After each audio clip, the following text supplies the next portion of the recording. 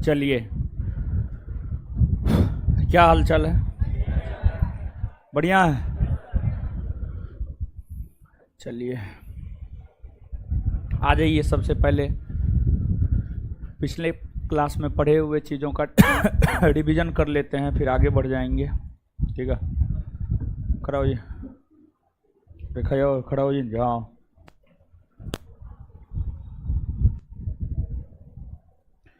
12 का आंसर बोलिए। हाय,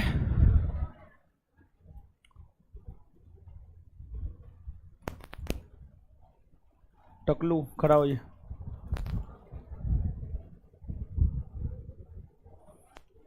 पंद्रह, बैठ जाइए।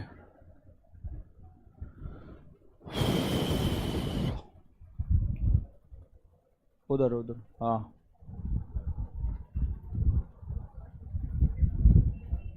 17 है।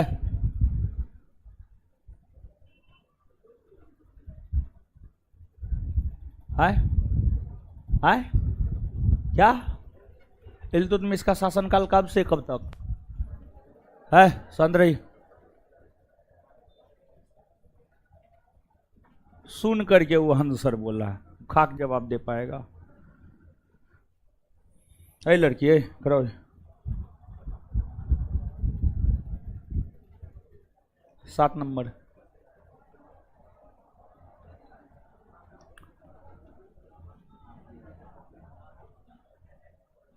है लड़की है, करो। 4 नंबर। है इल्तुतमिश, बहुत बढ़िया। हसन निजामी इल्तुतमिश के दरबार है। कुतुबुद्दीन ऐबक।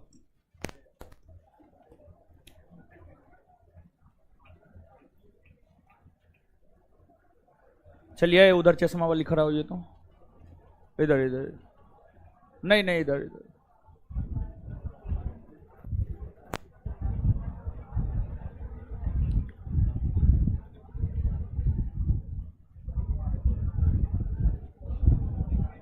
आठ नंबर का आंसर बोलिए। लाल बलुआ पत्थर, बैठ जाइए। चलिए, अब लगभग रिवीजन तो हो ही गया हो क्या? अब आगे पढ़ा है ना? तो कहाँ तक पढ़ा दिए थे? और इल्तुतमिश पढ़ाना प्रारंभ कर दिए थे। चलिए आ जाइए, इल्तुतमिश को देखते हैं। चलिए, क्या हुआ? तो हम आपका ठेका लिए हैं, मारेंगे झोटे कब मार देंगे, देखेगी।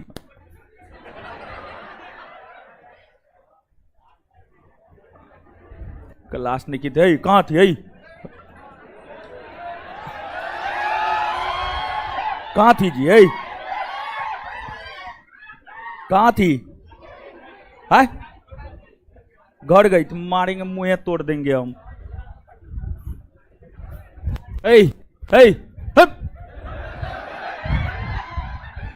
नोच लेंगे बाल। 2 दिन से नहाए ना है, चिड़चिड़ापन आ गया अंदर से। चलिए आ जाइए, पढ़ते हैं। बैठ जाइए, बैठ जाइए आप। इल्तुतमिश,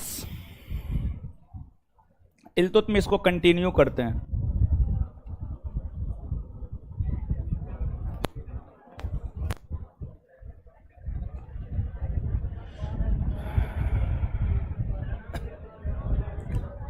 है हल्ला ने, है मार खा लीजिएगा।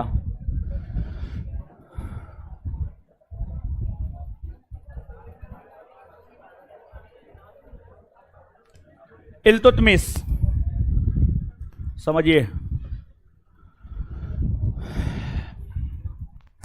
पिछले क्लास में यहां तक हम आपको बताए हैं कि इल्तुतमिश 1211 ईस्वी से लेकर 1236 ईस्वी तक, 1211 ईस्वी से लेकर 1236 ईस्वी तक जो है इल्तुतमिश शासन प्रशासन किया।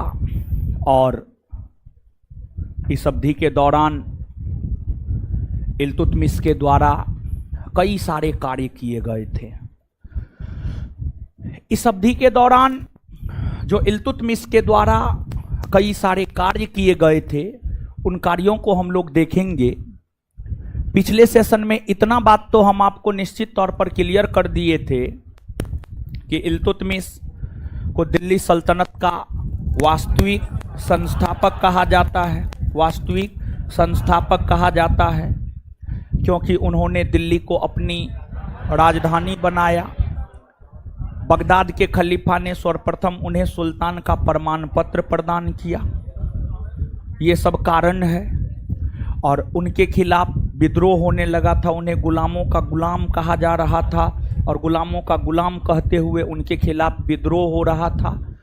उस विद्रोह को दबाने के लिए इल्तुतमिश ने 40 गुलाम सरदारों का एक संगठन बनाया जिसे चालीसा दल कहा गया या तुर्कान चिहलगानी कहा गया। उस तुर्कान चिहलगानी या चालीसा दल के मदद से ही इल्तुतमिश ने अपने समय हो रहे विद्रोह को दबा दिया। ये सब बात हम आपको बताए। अब इल्तुतमिश का जो शासनकाल है, इल्तुतमिश अपने शासनकाल के समय कई सारे कार्य किए। तो इल्तुतमिश जो अपने शासनकाल के समय कई सारे कार्य किए, उनके कार्यों को ही एक एक करके देखना है। कुतुब मीनार के विषय में विस्तार पूर्वक बता दिए थे। चलिए ठीक है। इल्तुतमिश के कार्यों में उनके द्वारा किया गया जो पहला कार्य था, पहला कार्य यह था कि उन्होंने कुतुब मीनार के निर्माण कार्य को पूरा करवाया। ये बात तो कुतुब मीनार बताते हुए हम आपको स्पष्ट कर दिए थे, तो इसी वजह से यहां पर लिखना नहीं है, जानकारी के लिए जान लेना है कि इल्तुतमिश के द्वारा किए गए कार्यों में एक कार्य यह भी है कि इल्तुतमिश ने कुतुब मीनार के निर्माण कार्य को पूरा करवाया। इल्तुतमिश ने कुतुब मीनार के निर्माण कार्य को पूरा करवाया। और देखिए, इल्तुतमिश ही दिल्ली सल्तनत के अंतर्गत प्रथम सुल्तान हुए जिन्होंने दिल्ली के अमीरों का दमन किया। इल्तुतमिश ही दिल्ली सल्तनत के अंतर्गत प्रथम सुल्तान हुए जिन्होंने दिल्ली के अमीरों का दमन किया। दिल्ली के अमीरों का दमन किया। देखिए यहां पर एक बात, दिल्ली के अमीर का मतलब क्या, यानी जो ज्यादा धन संपत्ति वाला था वो नहीं।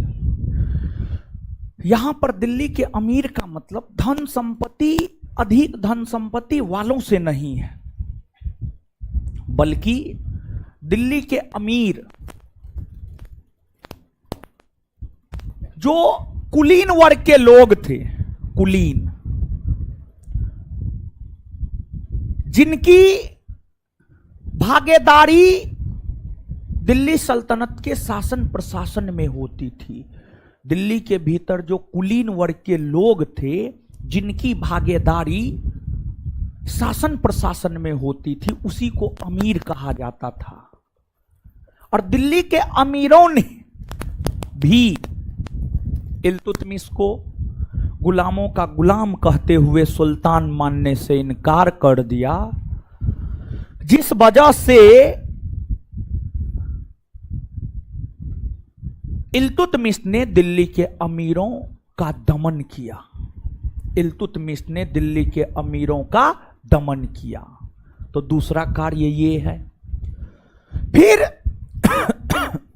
इल्तुतमिश जब सुल्तान बना तो इल्तुतमिश के सुल्तान बनने का विरोध याल्दोज और कुबाचा ने भी किया।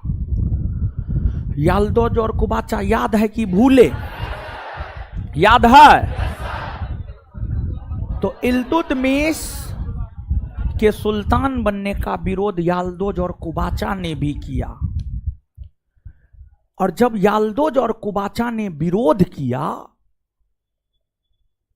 तो इल्तुतमिश ने इन दोनों को अपने रास्ते से हटाने हेतु 1215 ईस्वी में हरियाणा के तराइन नामक स्थान पर एक युद्ध लड़ा, जिस युद्ध को तराइन का युद्ध कहा जाता है। और उस तराइन के युद्ध में इल्तुतमिश ने याल्दोज और कुबाचा को पराजित किया और अपने रास्ते से याल्दोज और कुबाचा को हटा दिया, अपने रास्ते से याल्दोज और कुबाचा को हटा दिया, हटा दिया, हटा दिया, हटा दिया।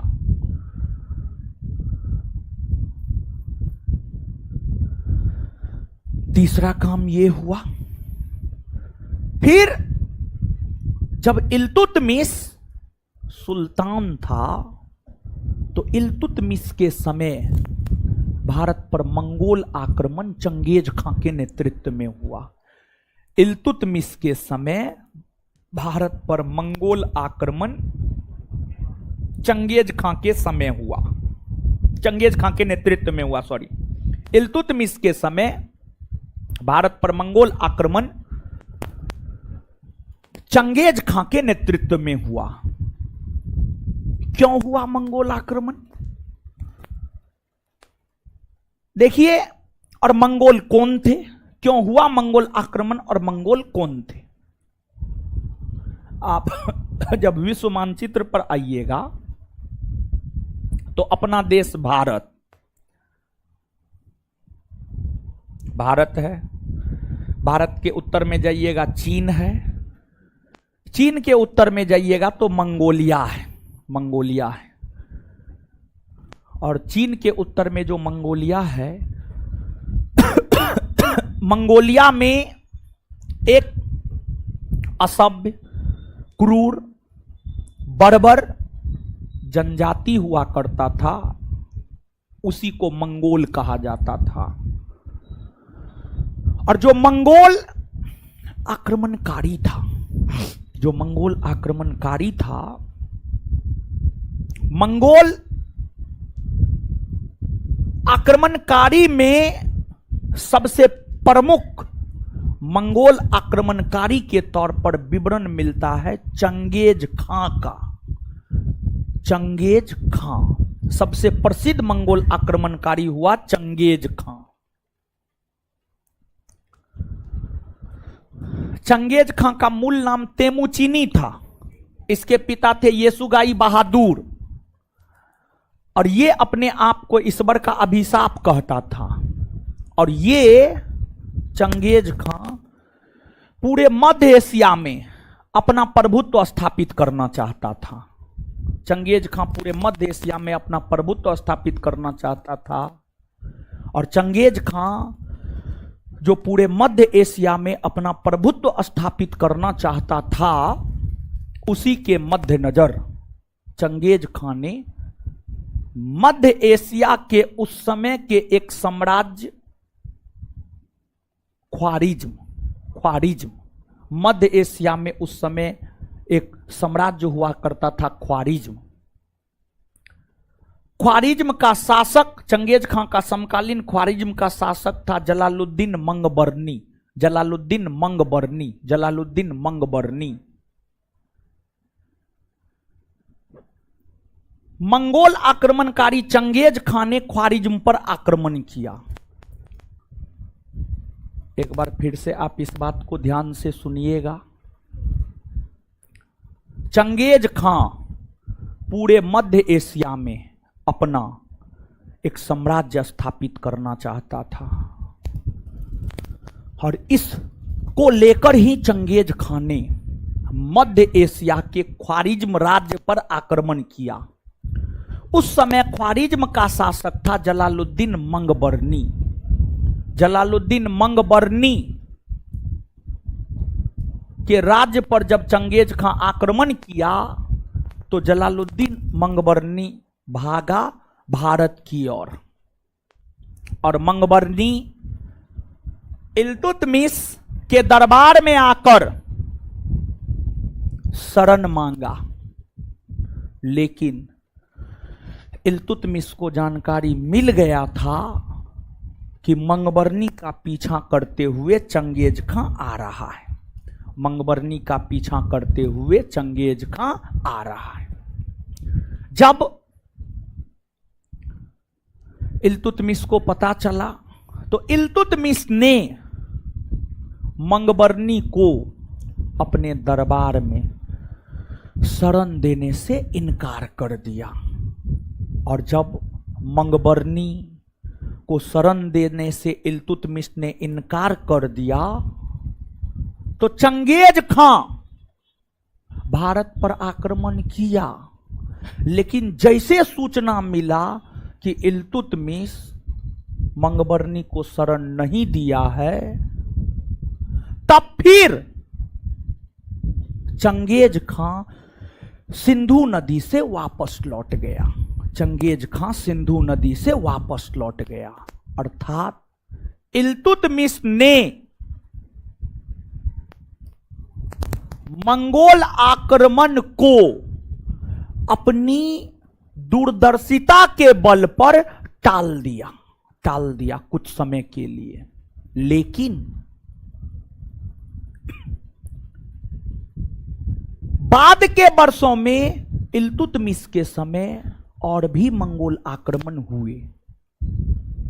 और जब इल्तुतमिश के समय लगातार और बार बार मंगोल आक्रमण होने लगे थे तो इल्तुतमिश उस मंगोल आक्रमण को दबाने हेतु अपने सबसे योग्य पुत्र महमूद को भेजा।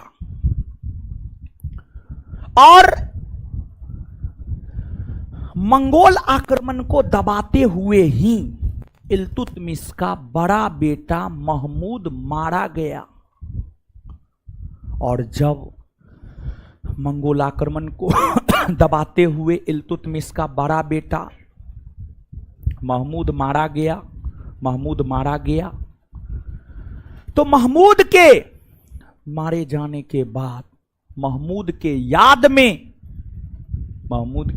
में इल्तुतमिश ने दिल्ली में मकबरा बनवाया। और महमूद के याद में इल्तुतमिश ने जो दिल्ली में मकबरा बनवाया, उस मकबरा को सुल्तानगढ़ी का मकबरा कहा जाता है। उस मकबरा को सुल्तानगढ़ी का मकबरा कहा जाता है। और इल्तुतमिश को दिल्ली सल्तनत के अंतर्गत प्रथम सुल्तान माना जाता है जिसने मकबरे का निर्माण करवाया। इसलिए इल्तुतमिश को मकबरे शैली का जन्मदाता कहा जाता है। इल्तुतमिश को मकबरे शैली का जन्मदाता कहा जाता है। इसके बाद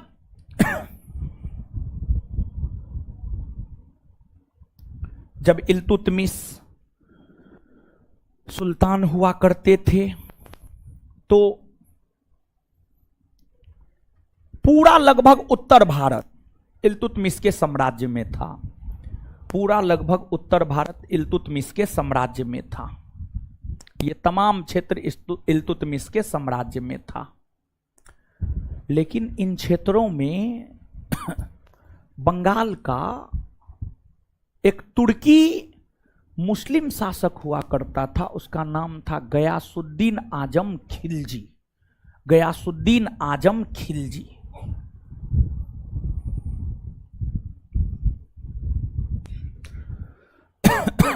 आजम खिलजी।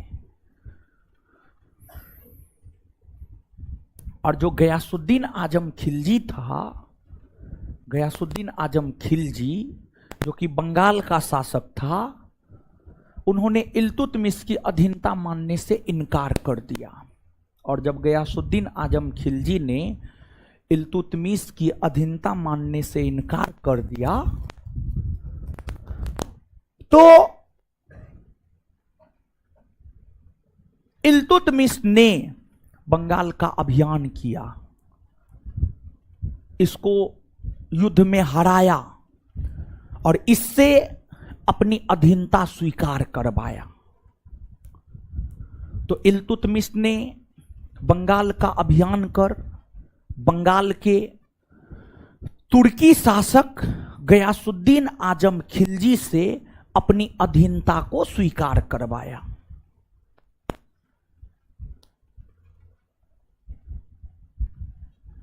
इसके बाद इल्तुतमिश की बात की जाए तो इल्तुतमिश ही दिल्ली सल्तनत के अंतर्गत प्रथम सुल्तान हुए जिन्होंने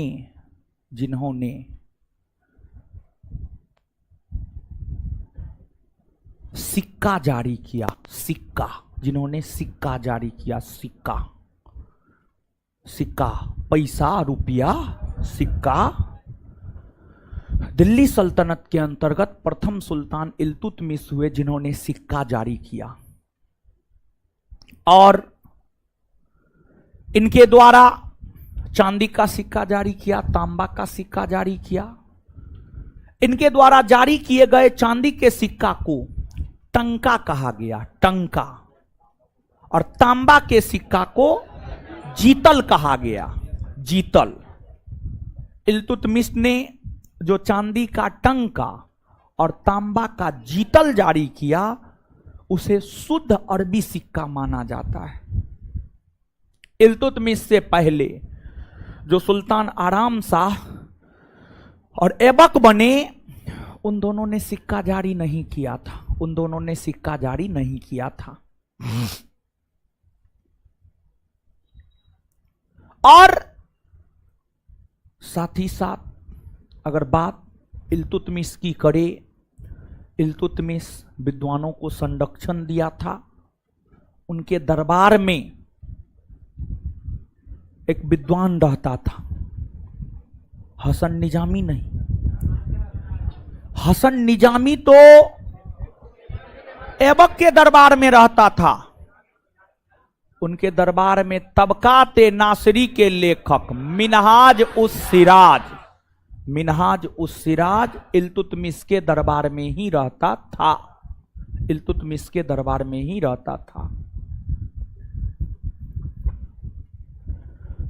इल्तुतमिश की अगर बात की जाए तो शासन प्रशासन करते हुए उनका निधन 1236 ईस्वी में हो गया। लेकिन अपने निधन से पहले इल्तुतमिश ने अपना उत्तराधिकारी अपने बेटी रजिया सुल्तान को घोषित किया। लेकिन इल्तुतमिश के निधन होने के बाद उनके दरबारियों ने इल्तुतमिश के आदेशों की अवहेलना किया और इल्तुतमिश के आदेशों की अवहेलना करते हुए इल्तुतमिश के अयोग्य पुत्र रुकनुद्दीन फिरोज शाह को गद्दी पर बैठाया। और रुकनुद्दीन फिरोज शाह अयोग्य था, कोई निर्णय नहीं ले पाता था, इसलिए रुकनुद्दीन फिरोज शाह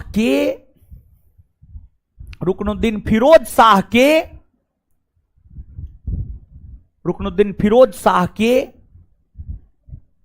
शासन काल में उसकी मां शाह तुर्कान सब निर्णय लिया करती थी, जिस वजह से यह कहा जा सकता है कि रुकनुद्दीन फिरोज शाह के छोटे शासन काल में उनकी मां शाह तुर्कान छाई रही। लेकिन शाह तुर्कान के द्वारा जो तमाम निर्णय लिए जाते थे, इस बात से ना तो दिल्ली की जनता संतुष्ट थी ना दिल्ली के अमीर, जिस वजह से जनता ने रुकनुद्दीन फिरोज शाह को गद्दी से हटा दिया और जनता ने अपने हस्तक्षेप से रजिया सुल्तान को गद्दी पर बैठाया। और फिर रजिया सुल्तान शासिका बनी। तो अब यहां तक चीजों को पहले आप लिखिए, ठीक है? लिखना प्रारंभ कीजिए। लिखिएगा, कार्य, इल्तुतमिश के कार्य। इल्तुतमिश तो हेडिंग मारवे की है, कार्य, कार्य हेडिंग मार लीजिए, कार्य, कार्य लिखिए। हो बैठ जाते हैं क्या? हाँ बैठ के लिखाते हैं। लिखिए कार्य यानी काम, कार्य लिखिए। ये लिखाना जरूरी है कि कुतुब मीनार के निर्माण कार्य को पूरा करवाया, वो बताने के लिए बता दिया, लिखाए हुए हैं पहले। एक नंबर में, एक नंबर में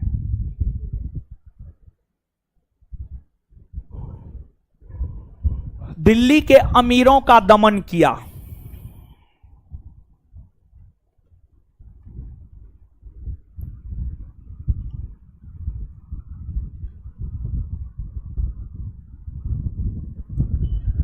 दिल्ली के अमीरों का दमन किया। दो नंबर में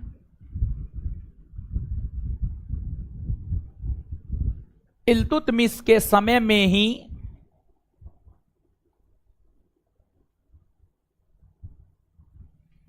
दो नंबर में इल्तुतमिश के समय में ही इल्तुतमिश के समय में ही पहली बार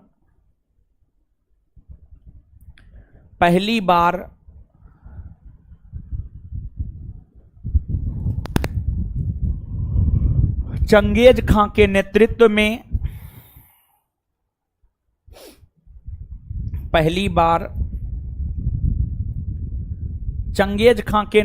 में चंगेज खां के नेतृत्व में मंगोल आक्रमण हुआ।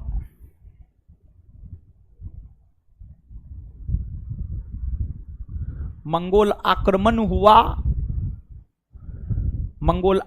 हुआ जिसे इल्तुतमिश ने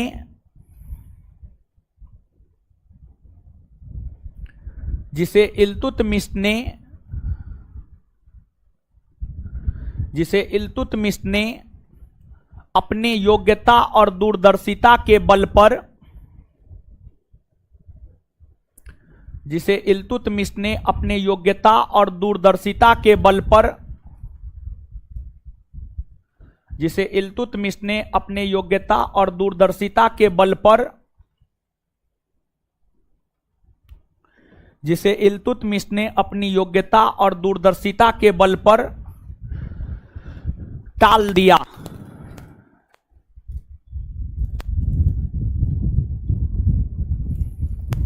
अपनी योग्यता और दूरदर्शिता के बल पर टाल दिया। अपनी योग्यता और दूरदर्शिता के बल पर टाल दिया। Full stop.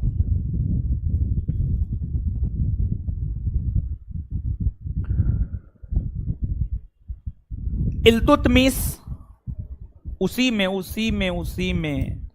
इल्तुतमिश ख्वारिज्म के शासक, ख्वारिज्म हम लिख देते हैं, हमको पता है आप गलती लिखिएगा।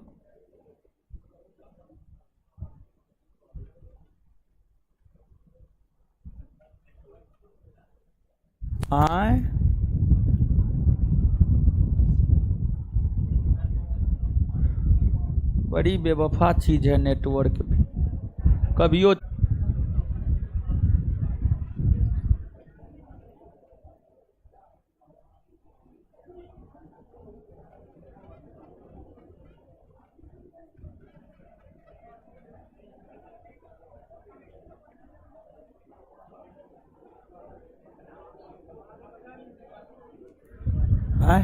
आ गया जी।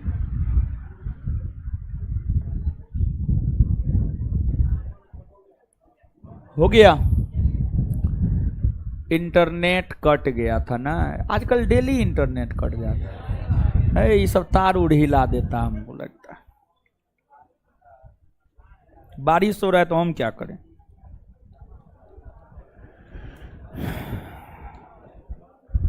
चलिए क्या लिख रहे थे। ऑनलाइन वाला का छूटबो किया है, पूछ लीजिए। ऑनलाइन वाला का छूटबो किया है, छूटा भी है। नहीं ना, एक बार रिपीट कर दे। ठीक है, एक बार रिपीट कर देते हैं। चलिए एक बार रिपीट कीजिए हो।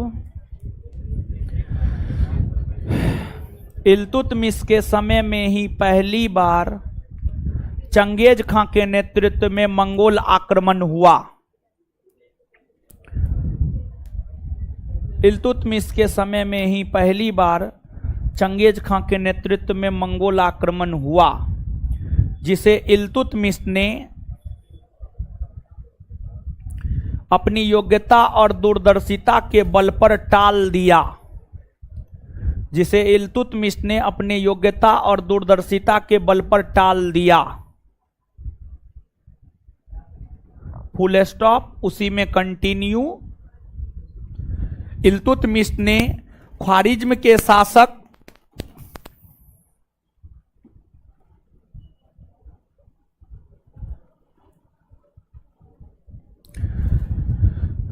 इल्तुतमिश ने ख्वारिज्म के शासक मंगबरनी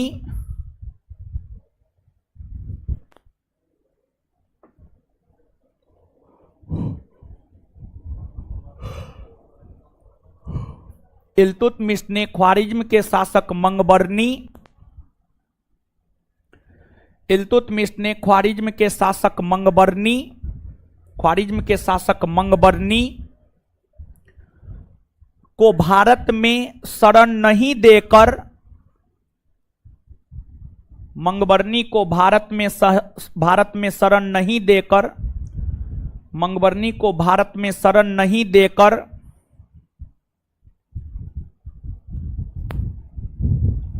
मंगबरनी को भारत में शरण नहीं देकर मंगोल आक्रमण को टाला था। मंगोल आक्रमण को टाला था। Full stop.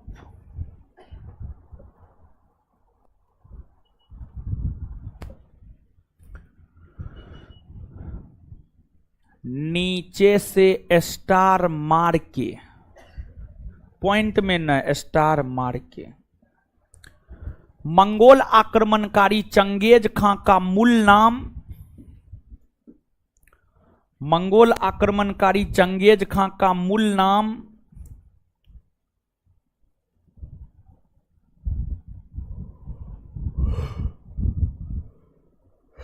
मंगोल आक्रमणकारी चंगेज खां का मूल नाम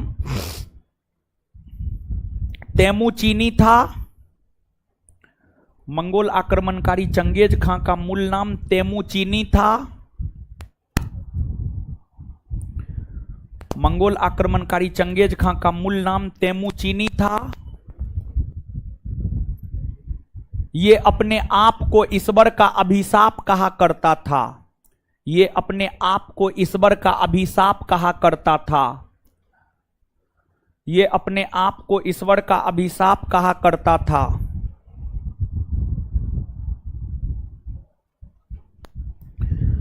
ये अपने आप को ईश्वर का अभिशाप कहा करता था।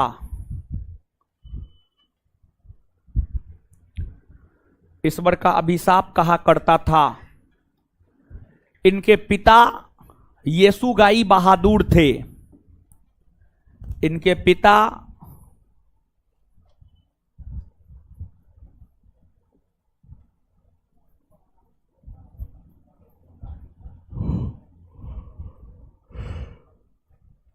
येसुगाई बहादुर थे।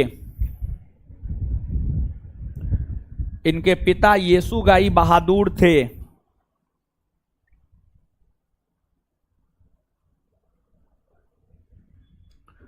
Full stop.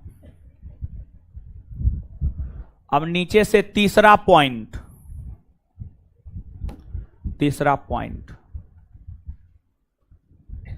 इल्तुतमिश ने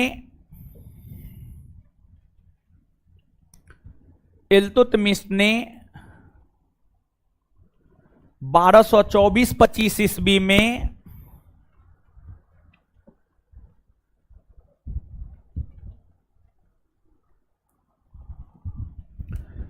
इल्तुतमिश ने 1224-25 ईस्वी में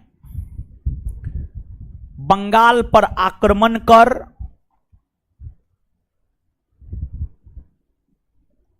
बंगाल पर आक्रमण कर वहां के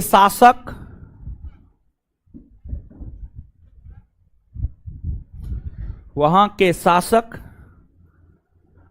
गयासुद्दीन आजम खिलजी को पराजित कर वहां के शासक गयासुद्दीन आजम खिलजी को पराजित कर वहां के शासक गयासुद्दीन आजम खिलजी को पराजित कर वहां के शासक गयासुद्दीन आजम खिलजी को पराजित कर वहां के शासक गयासुद्दीन आजम खिलजी को पराजित कर उसे अपनी अधीनता स्वीकार करवाया उसे अपनी अधीनता स्वीकार करवाया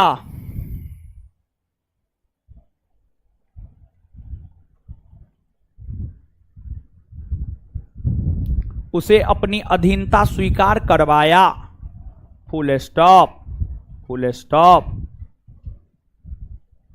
आगे।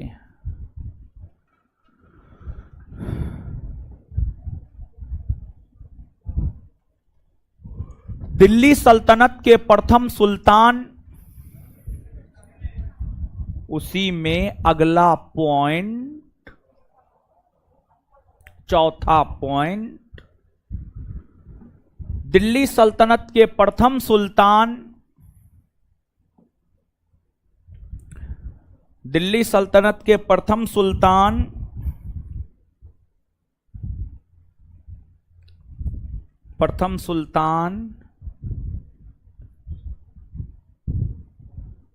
इल्तुतमिश हुए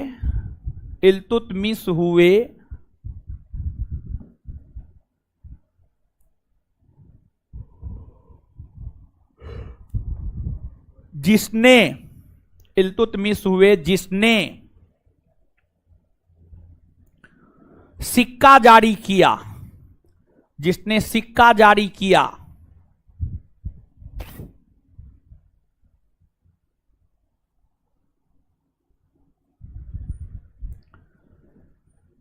इनके द्वारा शुद्ध अरबी सिक्के जारी किए गए थे। इनके द्वारा शुद्ध अरबी सिक्के जारी किए गए थे। इनके द्वारा शुद्ध अरबी सिक्के जारी किए गए थे। इनके द्वारा शुद्ध अरबी सिक्के जारी किए गए थे। इनके द्वारा शुद्ध अरबी सिक्के जारी किए गए थे। शुद्ध अरबी सिक्के जारी किए गए थे। Full stop, full stop, full stop. इनके द्वारा, उसी में कंटिन्यू, इनके द्वारा जारी किए गए चांदी के सिक्का को टंका, उसी में कंटिन्यू, इनके द्वारा जारी किए गए चांदी के सिक्का को टंका, इनके द्वारा जारी किए गए चांदी के सिक्का को टंका, इनके द्वारा जारी किए गए चांदी के सिक्का को टंका, चांदी के सिक्का को टंका और तांबा के सिक्का को जीतल, और तांबा के सिक्का को जीतल, और तांबा के सिक्का को जीतल कहा गया, और तांबा के सिक्का को जीतल कहा गया, और तांबा के सिक्का को जीतल कहा गया। Full stop. अगला पॉइंट,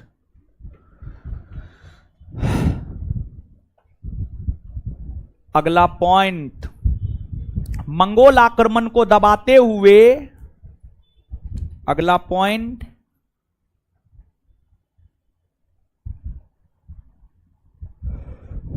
मंगोल आक्रमण को दबाते हुए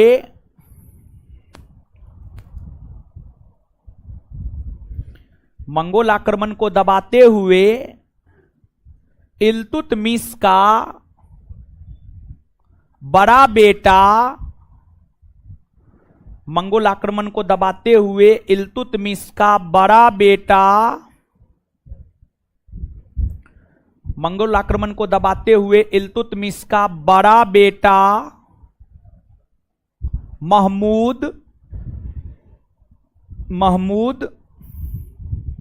मारा गया। महमूद मारा गया जिसके याद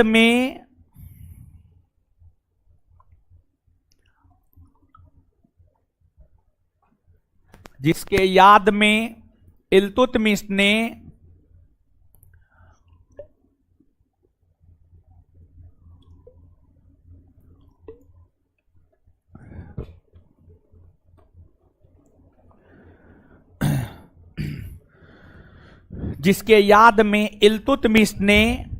दिल्ली में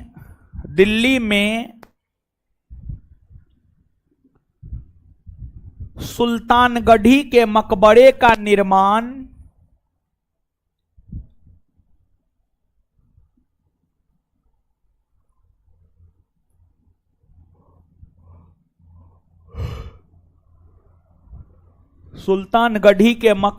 निर्माण करवाया। सुल्तानगढ़ी के मकबरे का निर्माण करवाया। Full stop.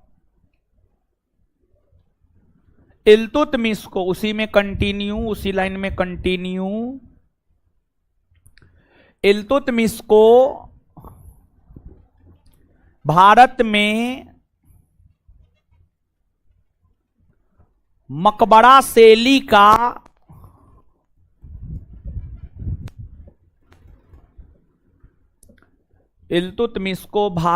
मकबरा शैली का जन्मदाता माना जाता है। मकबरा शैली का जन्मदाता माना जाता है। Full stop.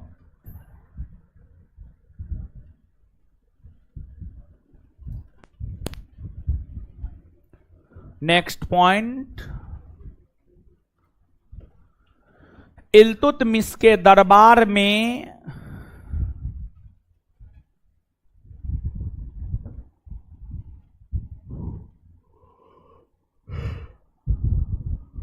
तबकाते नासिरी के लेखक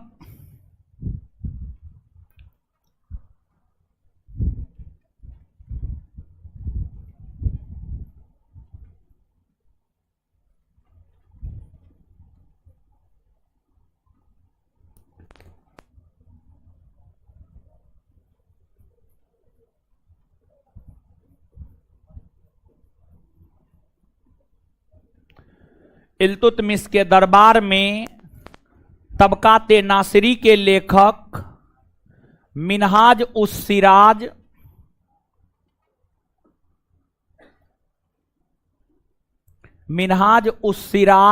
रहता था।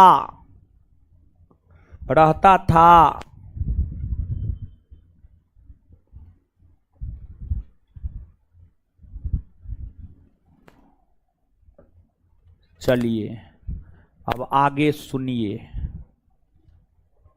समझिए। समझ रहे हैं? हाँ। भारत में जब इस्लामी शासन की स्थापना हुई तो इस्लामी शासन के स्थापना होने के बाद भारत में इक्ता प्रथा की शुरुआत हुई। जब भारत में इस्लामी शासन की स्थापना हुई तो इस्लामी शासन के स्थापना के बाद भारत में इक्ता प्रथा की शुरुआत हुई। इक्ता प्रथा की शुरुआत हुई। भारत में इक्ता प्रथा की शुरुआत करने का श्रेय मोहम्मद गौरी को जाता है। गौर से सुनिएगा, भारत में इक्ता प्रथा की शुरुआत करने का श्रेय मोहम्मद गौरी को जाता है। इक्ता प्रथा क्या है जब दिल्ली सल्तनत का प्रशासन बताएंगे तो वहां पर हम आपको क्लियर करेंगे, लेकिन यहां पर कुछ जानिए। इक्ता प्रथा का सूत्रपात भारत में मोहम्मद गौरी ने किया। इक्ता प्रथा का सूत्रपात भारत में मोहम्मद गौरी ने किया। मोहम्मद गौरी ने किया। मोहम्मद गौरी ने अपना पहला इक्तादार कुतुबुद्दीन ऐबक को बनाया था। कुतुबुद्दीन ऐबक को बनाया था। वहीं अगर बात दिल्ली सल्तनत की जाए तो दिल्ली सल्तनत के अंतर्गत इक्ता प्रथा की शुरुआत इल्तुतमिश ने किया था। मोहम्मद गौरी भले ही भारत में इक्ता प्रथा की शुरुआत की हो, लेकिन क्या मोहम्मद गौरी का संबंध दिल्ली सल्तनत से था? नहीं। दिल्ली सल्तनत तो तब अस्तित्व में आया जब गौरी का निधन हुआ। अंतर समझ पा रहे हैं? भारत में इक्ता प्रथा की शुरुआत मोहम्मद गौरी ने किया और मोहम्मद गौरी ने अपना पहला इक्तादार बनाया था कुतुबुद्दीन ऐबक को। वही दिल्ली सल्तनत के अंतर्गत इक्ता प्रथा की शुरुआत किया आपको इल्तुतमिश ने। देखिए होता क्या था, सीधा थोड़ा सा समझ लीजिए, और प्रशासन में तो बताएंगे ही।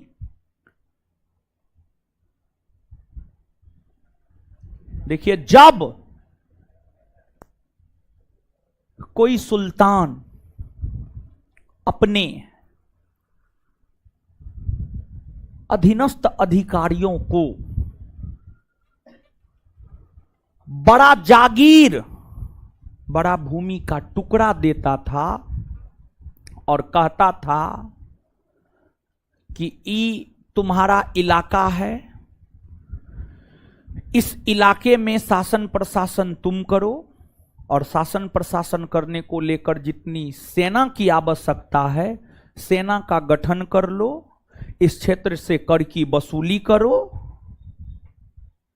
और उस कर के माध्यम से अपना भरण पोषण करो, अपने सेना का भरण पोषण करो, और अगर उससे बचता है तो बचा हुआ राशि सुल्तान के राजकोष में जमा कर दो। मतलब एक प्रकार से कहिए, सुल्तान के अधीन जो अधीनस्थ अधिकारी थे उसी को इक्तेदार बनाया जाता था। इक्तेदार बनाया जाता था। तो थोड़ा बहुत इक्ता प्रथा तो समझ में आ रहा होगा, नहीं आया तो समझिएगा। जब मोहम्मद गौरी ने 1192 के तराइन के द्वितीय युद्ध में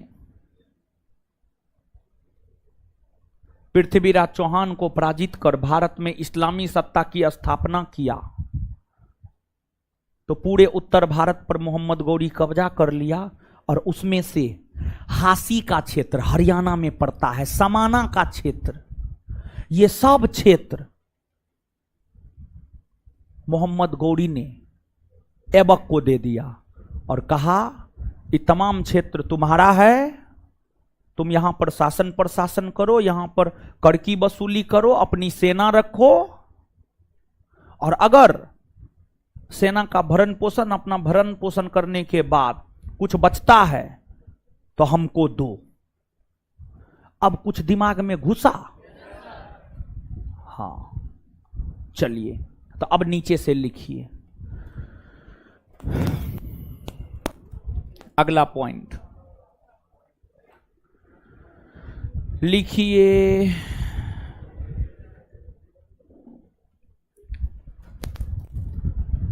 इल्तुतमिश ने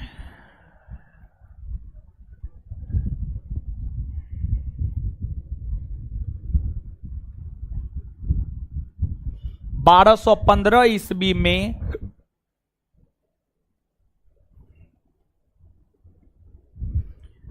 हरियाणा के तराइन के मैदान में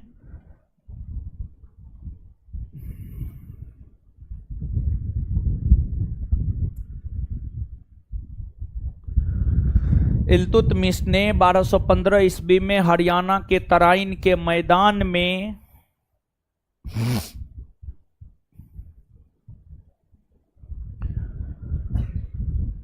युद्ध में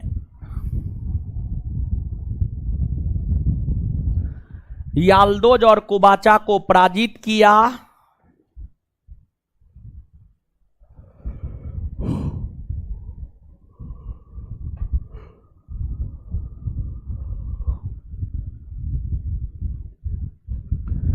यही युद्ध इतिहास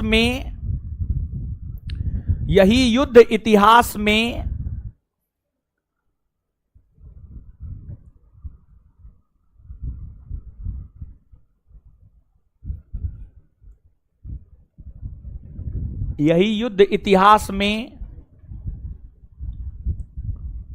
तराइन का तृतीय युद्ध कहलाता है।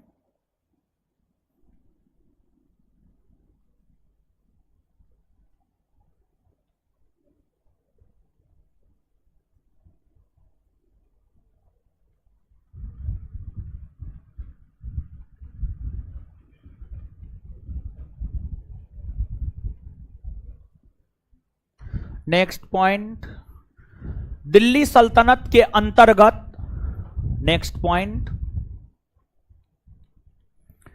दिल्ली सल्तनत के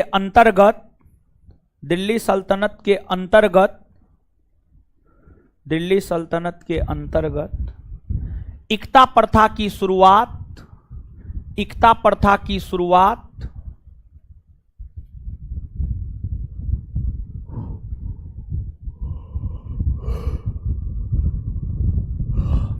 दिल्ली सल्तनत के अंतर्गत इक्ता प्रथा की शुरुआत इल्तुतमिश ने किया।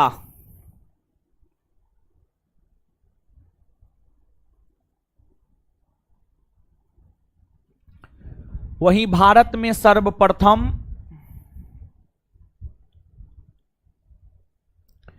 वहीं भारत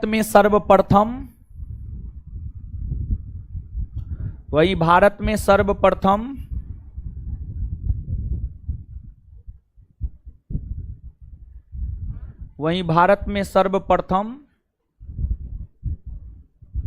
इक्ता प्रथा मोहम्मद गौरी के द्वारा प्रारंभ किया गया था। वहीं भारत में सर्वप्रथम इक्ता प्रथा मोहम्मद गौरी के द्वारा प्रारंभ किया गया था।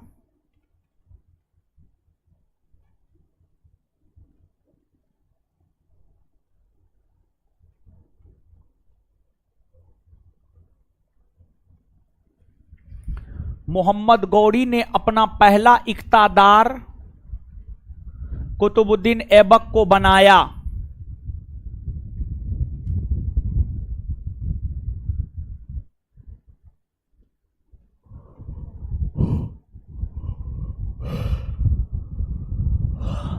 मोहम्मद गौरी ने अपना पहला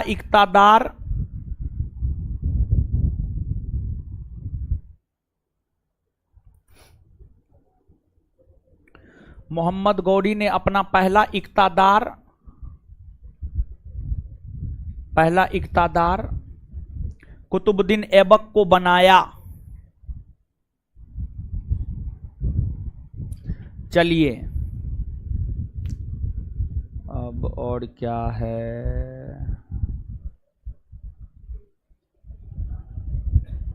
और नीचे से लिखिए। अब कुतुबुद्दीन ऐबक का निधन, स्टार मार के, पॉइंट मैंने स्टार मार के,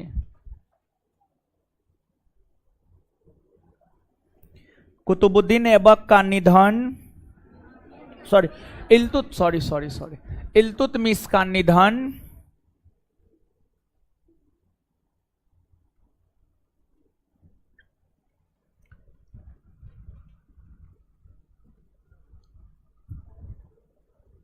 इल्तुतमिश का निधन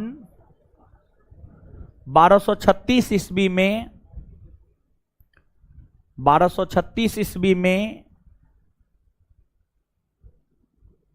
हो गया।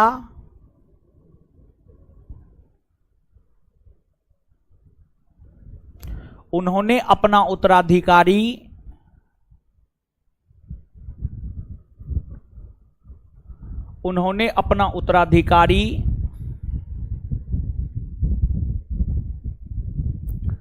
रजिया सुल्तान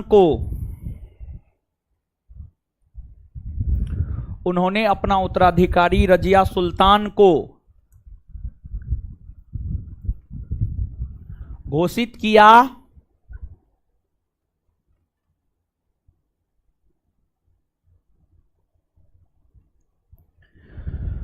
लेकिन उनके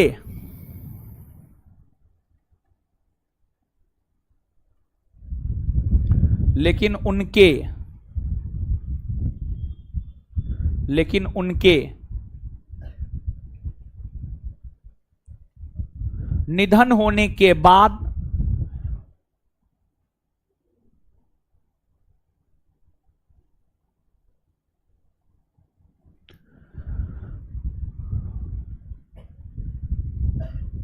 अधिकारियों ने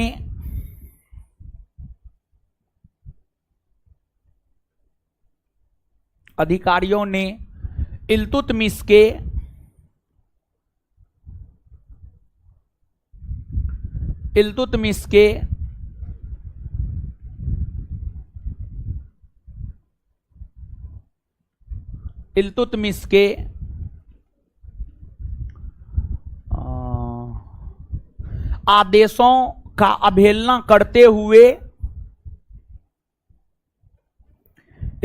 के आदेशों का अवहेलना करते हुए उसके अयोग्य पुत्र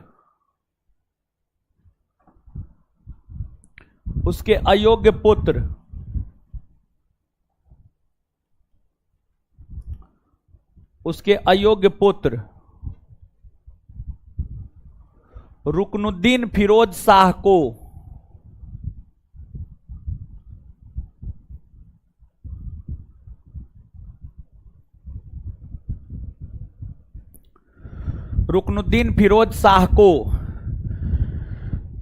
गद्दी पर बैठाया।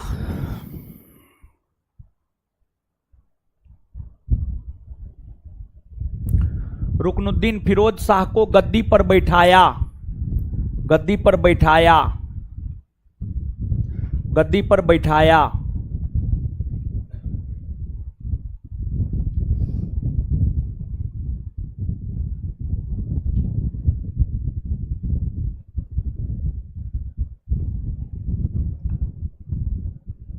इनके छोटे से शासनकाल में, उसी में कंटिन्यू, इनके छोटे से शासनकाल में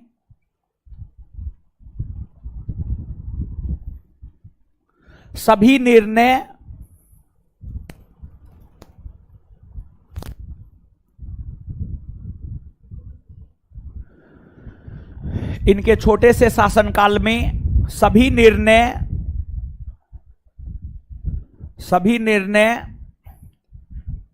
इनकी माता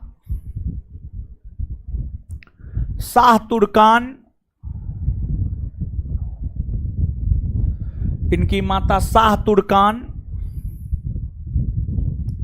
लिया करती थी।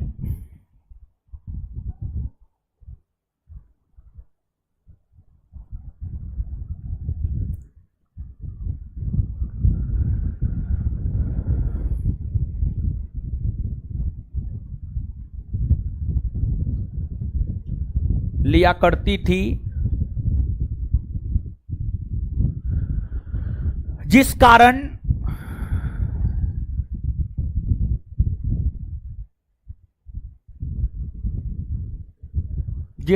दिल्ली की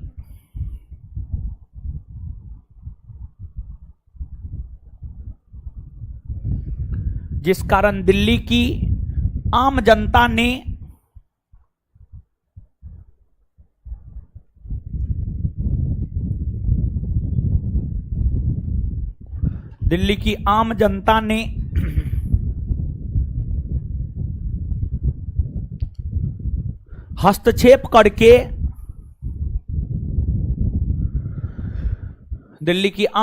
ने हस्तक्षेप करके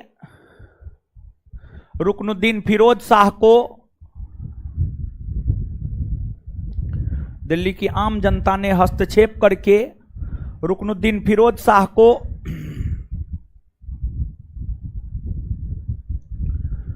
गद्दी से हटा दिया।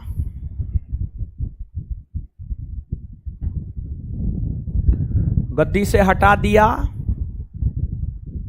और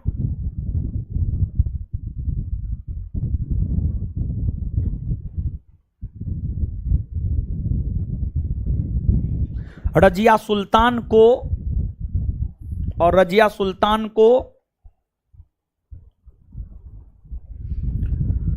गद्दी पर बैठाया और रजिया सुल्तान को गद्दी पर बैठाया।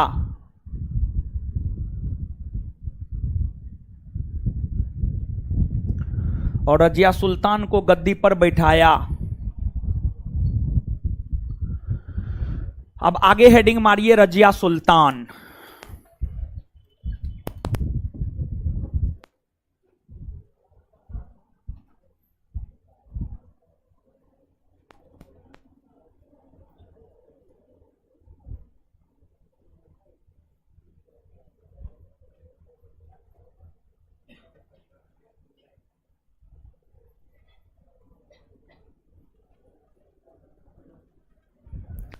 रजिया सुल्तान, आगे हेडिंग मारिए रजिया सुल्तान। रजिया सुल्तान 1236 से 1240।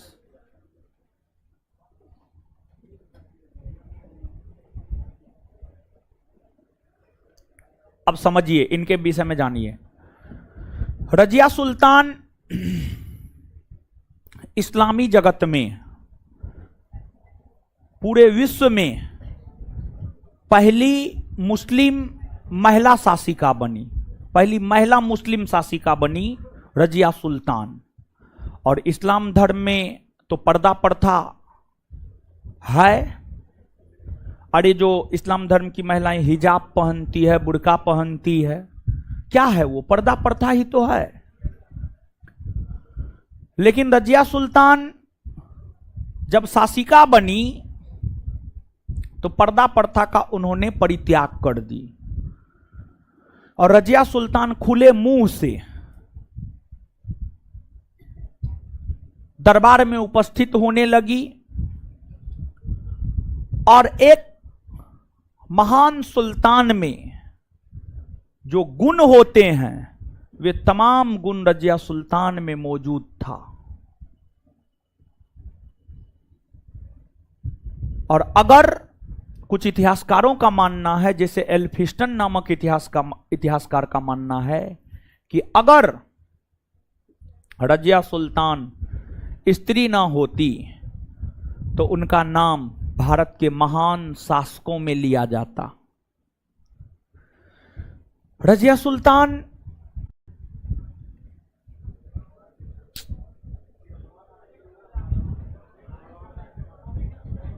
दवा दी। रजिया सुल्तान अपनी योग्यता के बल पर, कमेंट देखते रहो, ठीक है।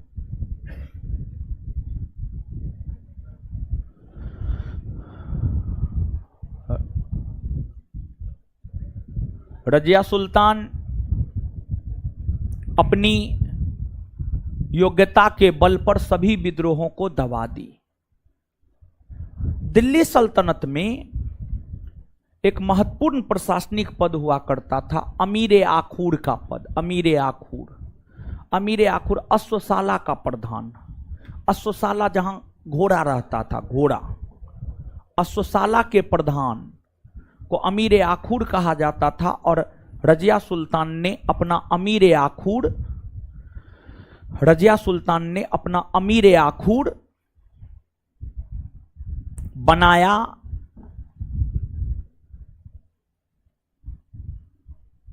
अबिसिनिया निवासी जलालुद्दीन याकूत को। और जब रजिया सुल्तान जलालुद्दीन याकूत को अपना अमीर आखूर बनाया तो इसका विरोध तबर हिंद के सूबेदार अल्तुनिया ने किया। इसका विरोध तबर हिंद के सूबेदार अल्तुनिया ने किया और अल्तुनिया ने विरोध किया और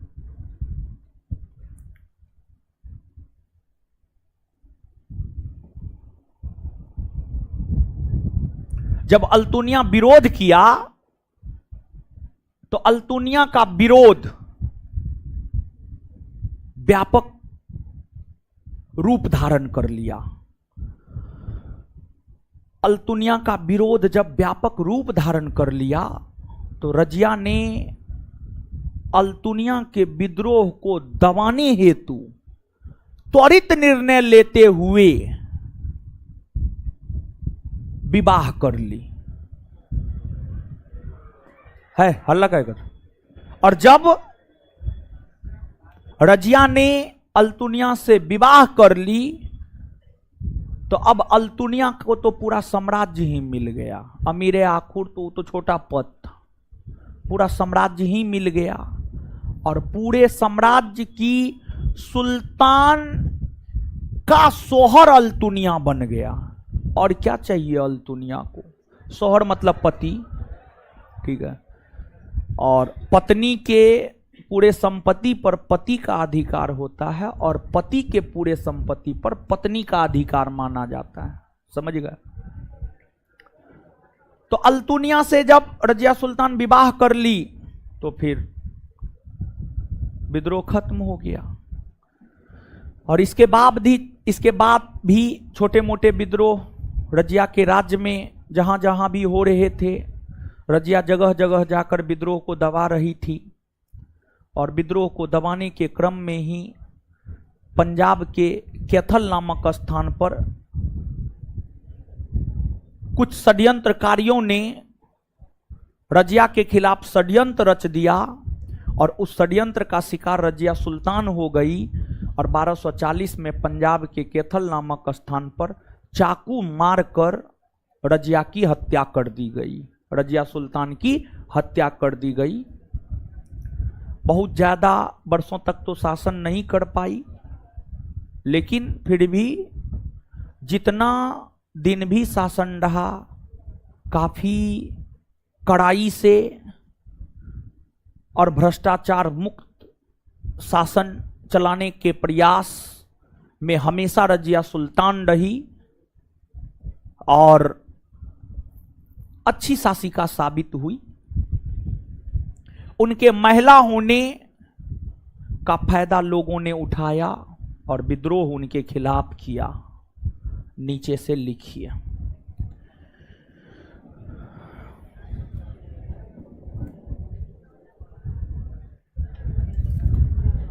डैश देकर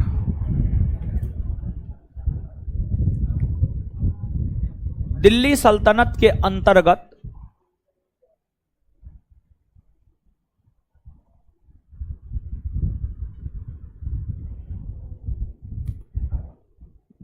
शासिका बनने वाली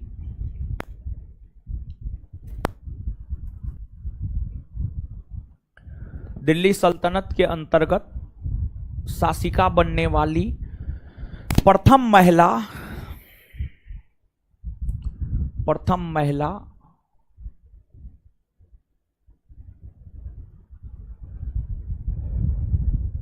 रजिया सुल्तान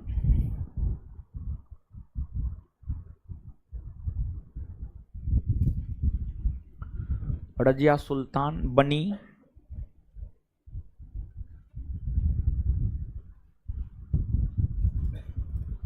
रजिया ने पर्दा प्रथा त्याग कर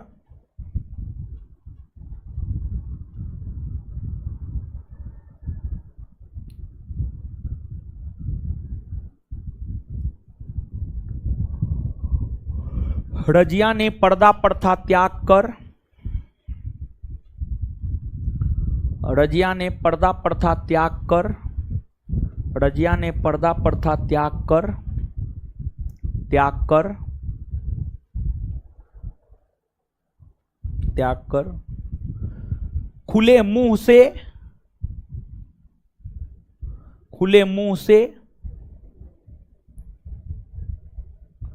कोट और टोपी पहनकर खुले मुंह से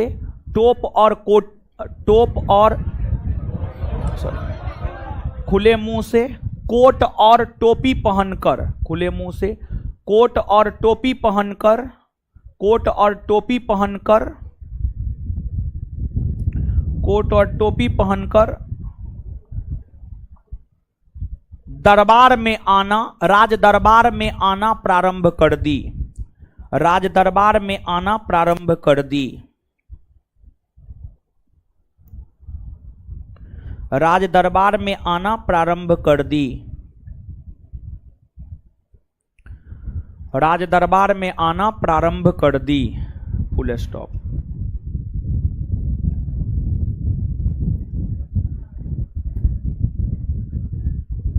प्रारंभ कर दी, फुल स्टॉप।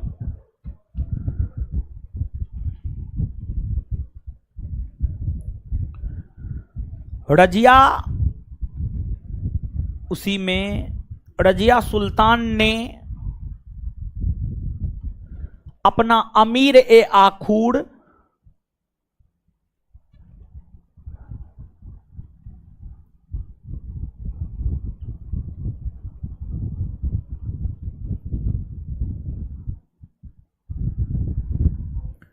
रजिया सुल्तान ने अपना अमीर ए आखूड़ अबिसिनिया निवासी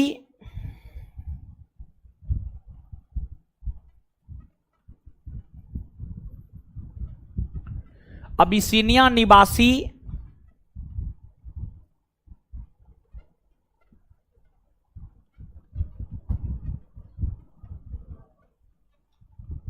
जलालुद्दीन याकूत को बनाया, जलालुद्दीन याकूत को बनाया,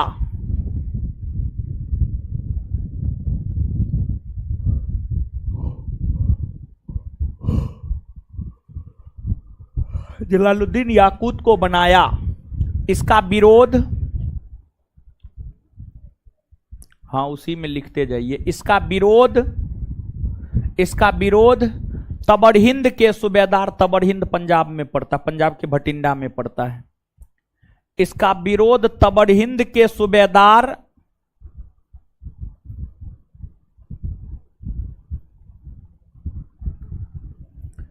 इसका विरोध तबरहिंद के सूबेदार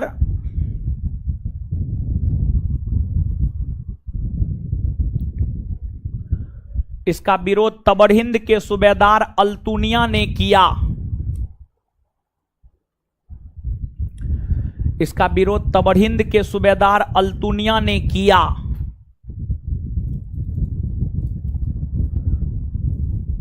अल्तुनिया के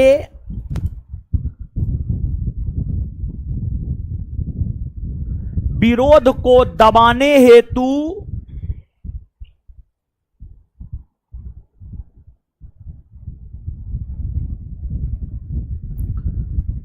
अल्तुनिया के विरोध को दबाने हेतु रजिया सुल्तान ने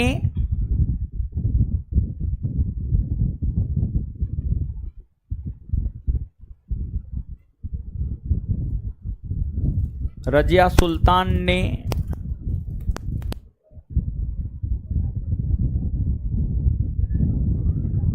अल्तुनिया से विवाह कर ली। रजिया सुल्तान ने अल्तुनिया से विवाह कर ली।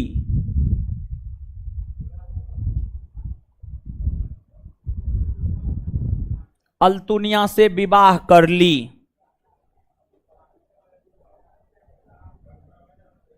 Full stop. रजिया सुल्तान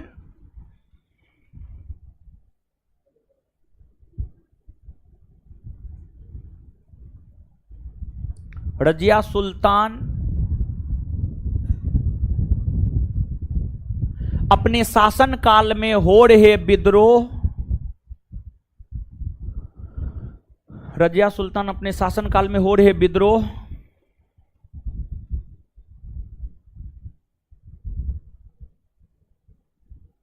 अपने शासनकाल में हो रहे विद्रोह को दबाने के क्रम में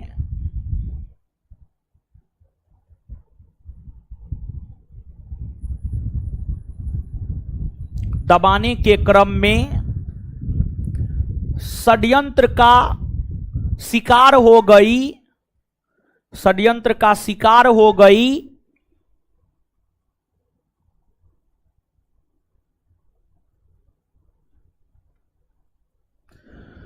षड्यंत्र का शिकार हो गई और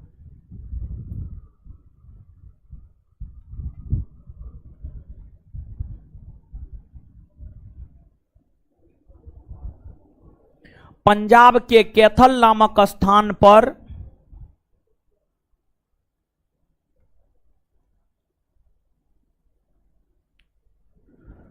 पंजाब के कैथल नामक स्थान पर कुछ षड्यंत्रकारियों ने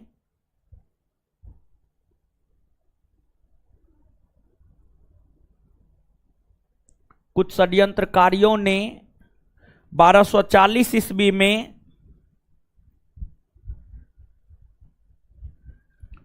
1240 ईस्वी में चाकू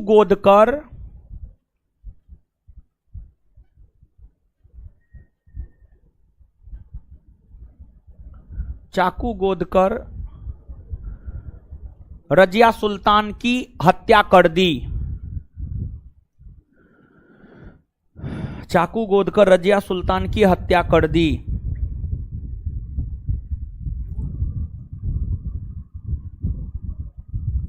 चलिए, एल्फिस्टन नामक विद्वान ने, नेक्स्ट पॉइंट में लिखिएगा, एल्फिस्टन नामक विद्वान ने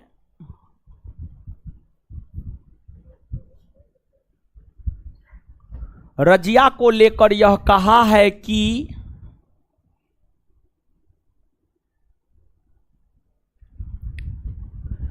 एल्फिस्टन नामक विद्वान ने रजिया को लेकर यह कहा है कि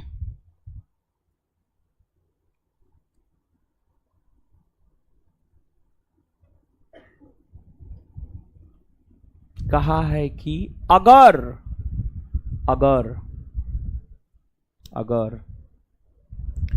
रजिया स्त्री ना होती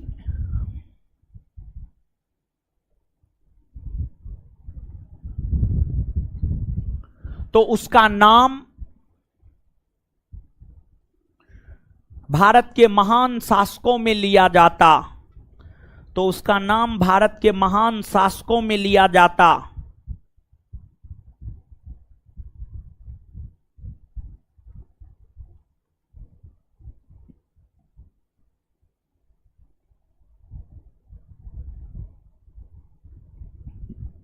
भारत के महान शासकों में लिया जाता।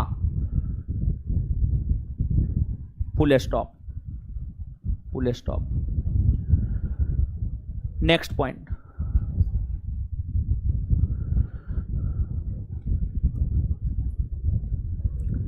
मिनहाज उस सिराज ने रजिया को लेकर कहा है कि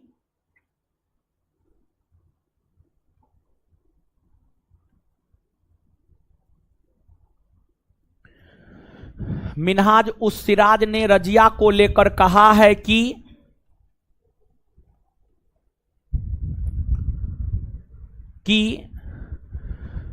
सुल्तान के सभी गुण रजिया में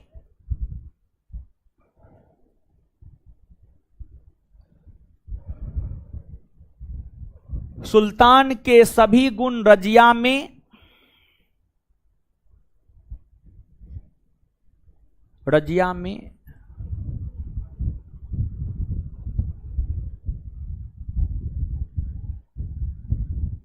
मौजूद था।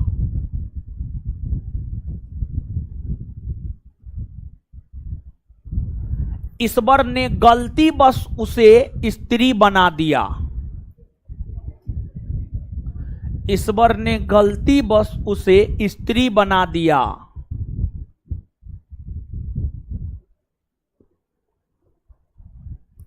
ईश्वर ने गलती बस उसे स्त्री बना दिया। चलिए अब सुनिए, कल कुछ बोले थे, पिछले क्लास में कुछ बोले थे, अब याद करवाएंगे बाद में। दीजिए तो मोरिकाल दीजिए। है एगो लड़का ने पीछे में, पीछे वाले क्लासरूम के वैसे 5 बच्चा जो याद करके आए हैं, जो पढ़ने वाले हैं, जिनमें हिम्मत है कि हम पढ़ के नौकरी ले सकते हैं, जिनमें हिम्मत है कि हम प्रश्नों का जवाब दे सकते हैं, 5 बच्चा आ जाइए। देखते हैं आज सब नालायक निकम्मा बेहया है कि है उसमें कुछ कलेजा वाला सब। हे खड़ा हो जाइए, 1 मिनट खड़ा हो जाइए।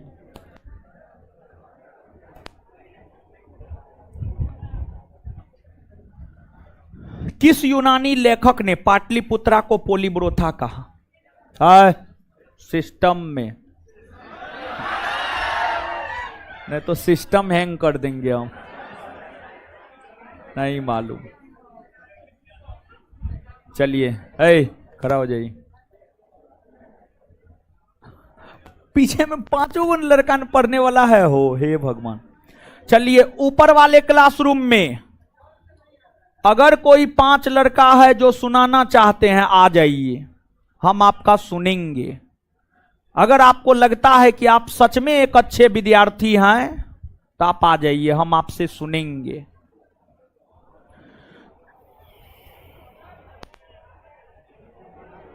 अशोक राजा बनने से पहले कहां का राज्यपाल था? उज्जैन। बैठ जाइए।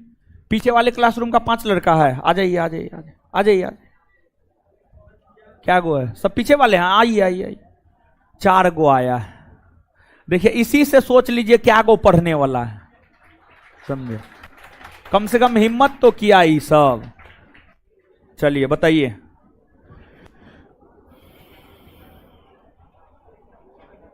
रामपुरबा, लोरिया अरेराज, लोरिया नंदनगढ़, अष्टम लेक किस राज्य में है?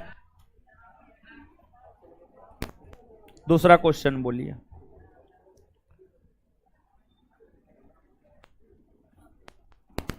मौर्यों की राजकीय मुद्रा पन कौन चीज का मुद्रा था? चांदी का। ठीक है, बहुत बढ़िया। राज्य के सप्तांग सिद्धांत के अनुसार राज्य का 7वां अंग, जाइए। ठीक है।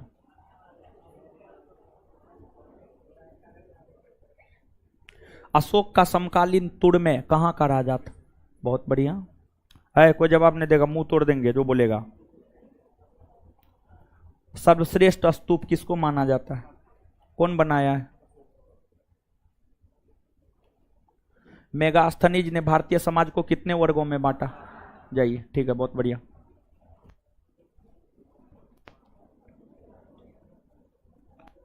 भारत में शिलालेख का प्रचलन सर्वप्रथम किसने किया? अशोक ने। बहुत बढ़िया। मेगास्थनीज किसके दरबार में आया था? चंद्रगुप्त मौर्य। सेंड्रोकोटस किसका उपनाम है? कौन सेंड्रोकोटस की उपाधि धारण किया था? है? चंद्रगुप्त मौर्य कौन धर्म को मानता था? जैन धर्म। बिंदुसार है? आजीवक संप्रदाय। और अशोक, दशरथ बौद्ध धर्म। ऊपर में कोई लड़का न है। ऊपर में अगर कोई 5 लड़का है जिसमें हिम्मत है, जो याद करके आए हैं, आइए हम आपसे सुनेंगे। ठीक है, आप में हिम्मत है, आप पढ़ने वाले हैं, आपको लगता है आपको नौकरी हो सकता है, तो आप आइए मेरे सामने, हम आपसे पूछेंगे। और अगर आप जवाब दे दिए तो आपको नौकरी होगा। ये मेरा आशीर्वाद है। जाइए आप। ठीक है।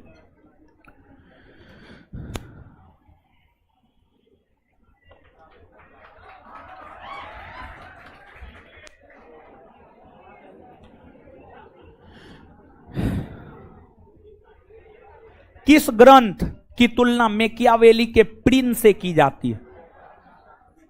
किस ग्रंथ की तुलना मैकियावेली के प्रिंस से की जाती है?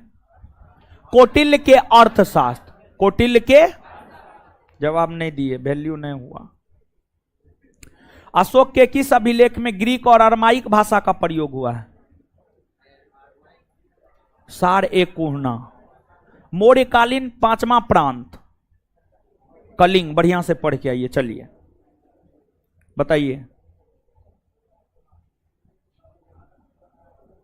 मौर्य काल में गुप्तचर से संबंधित संस्था किसे कहा जाता था? संस्था क्या था? गुप्तचर से संबंधित था, संस्था क्या था?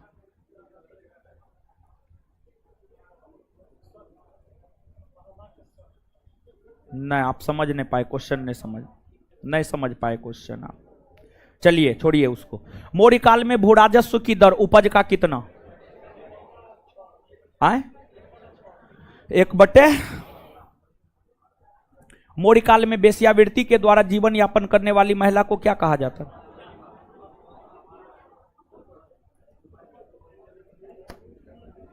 रूपा जीबा, पढ़ के आइए, याद ना है। मेगास्थनी द्वारा विभाजित 7 वर्गों में किसकी संख्या सर्वाधिक थी? किसान, बहुत बढ़िया। अर्थशास्त्र में, कौटिल्य के अर्थशास्त्र में विवाह विच्छेद यानी तलाक के लिए कौन शब्द आया? कौन? मोक्ष।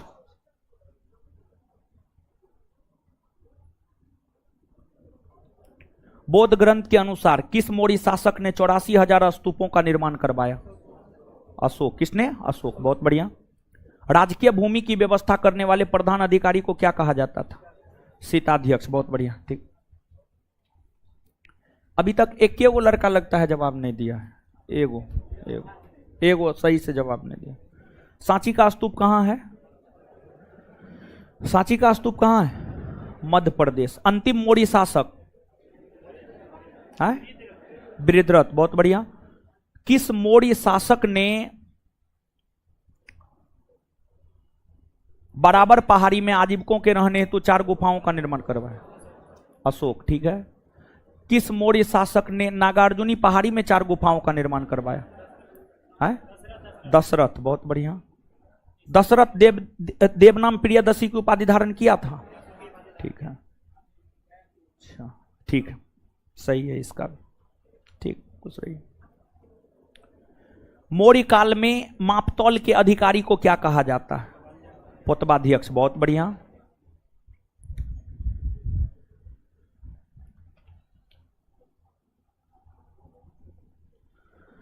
जल की आवश्यकता को ध्यान में रखते हुए जिस प्रथम शासक ने गिरनार में एक झील का निर्माण करवाया? कौन? चंद्रगुप्त मौर्य, बहुत बढ़िया। अच्छा एक बात बताइए, मेगास्थनीज किसके दरबार में आया था? चंद्रगुप्त मौर्य। अच्छा, अमित्रघात किसे कहा जाता है? बिंदुसार। अच्छा, विश्व प्रसिद्ध पर्यटन स्थल सांची का प्राचीन नाम क्या है? काकनाम, बहुत बढ़िया, ठीक है, बहुत बढ़िया।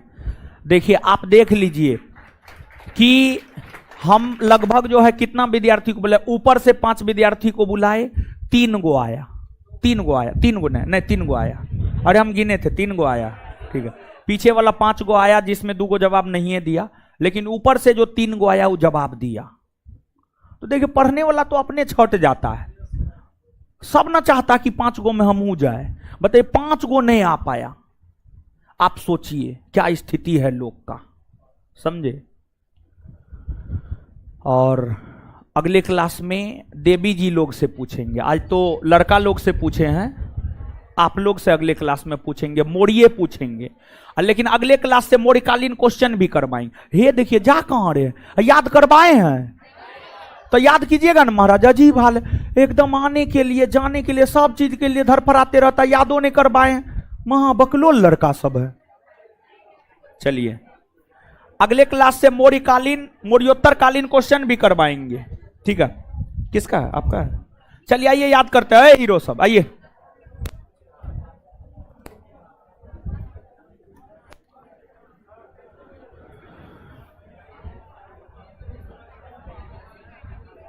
आइए। कुतुब मीनार के निर्माण कार्य को पूरा किसने करवाया? दिल्ली के अमीरों का दमन किसने किया? सर्वप्रथम मंगोल आक्रमण किसके समय हुआ? आय आय किसके नेतृत्व में? चंगेज खां। किसके नेतृत्व में? किसके नेतृत्व में? चंगेज खां का मूल नाम? आय चंगेज खां के पिता का नाम? सुल्तानगढ़ी का मकबरा किसने बनवाया? किसने बनवाया? मिनहाजुस सिराज किसके दरबार में रहता था? इक्ता प्रथा की शुरुआत भारत में किसने किया? मोहम्मद गौरी ने अपना पहला इक्तेदार किसे बनाया? हाय दिल्ली सल्तनत में इक्ता प्रथा की शुरुआत किसने? हाय इल्तुतमिश का निधन कब हुआ? अगला शासक कौन बना? उसके छोटे शासनकाल में कौन छाई रही? उसके बाद आय प्रथम महिला शासिका रजिया सुल्तान ने अपना अमीर आखुर किसे बनाया? किसे बनाई? रजिया सुल्तान ने जो जलालुद्दीन याकूत को अपना अमीर आखुर बनाया, इस बात का विरोध किसने किया? और उसके विद्रोह को दबाने के लिए अल्तुनिया से विवाह कर ली। अब 1240 में उनकी हत्या कर दी गई। क्लियर है? तो हमको निकलने दीजिए, तब निकलिएगा। इसके बाद मिलते हैं अगले क्लास में। धन्यवाद सभी लोगों का।